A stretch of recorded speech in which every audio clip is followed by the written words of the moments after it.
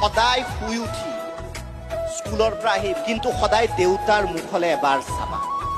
পঢ়িব মন নাযাব নহয় কেতিয়াবা, দেউতাৰ মুখলৈ এবাৰ চাবা। গোটেই দিনটো মানুহজনে কষ্ট কৰি 10-15 টকা 100 টকা 200 টকাৰ হিচাপ কৰি মোৰ ল'ৰাটোৱে পঢ়িব, মোৰ ছোৱালীজনী পঢ়িব বুলি চিন্তাত যে চিন্তাক্লিষ্ট মুখখন এবাৰ দেউতাৰ মুখলৈ চাবা আৰু মনত প্ৰতিজ্ঞা কৰিবা, দেউতা মই তোমাৰ বাবে পঢ়ি ডাঙৰ মানুহ হ'ম।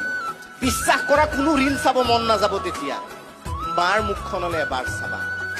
কিমান উজাগৰি নিশা পাৰ কৰিছে আমাৰ বাবে, কিমান জ্বৰ হৈছিল, আমুক হৈছিল, আমাৰ অকণমান গা বেয়াৰ লগে লগে মায়ে গোটেই ৰাতি নোখোৱাকে আমাৰ সৈতে আছিল আৰু পুৱা 5 বা 6 বজাত হয়তো দেউতাক কামলৈ যাবলৈ বা যি কাৰণে ৰাতিপুৱা খাদ্য তৈয়াৰ কৰি দিছিল চকুত টোপনি থৈ। সেই মাৰ চকুলে এবাৰ চাবা, প্ৰতিজ্ঞা কৰিবা, মা মই তোমাৰ ছোৱালী হয়, মা মই তোমাৰ ল'ৰা হয়, তোমাৰ বাবে মই জীৱনত ভাল কাম কৰি